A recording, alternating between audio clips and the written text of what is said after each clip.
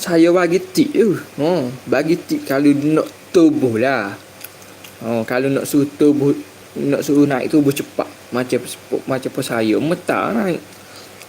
Kena makan gitu. Awak makan lah 3 dulu. Makan 3. Lepas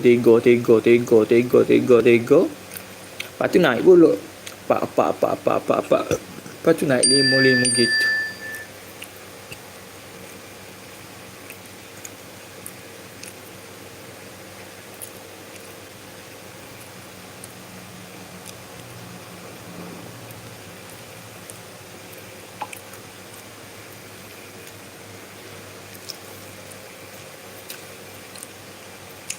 Mudah kita makan 5 semua.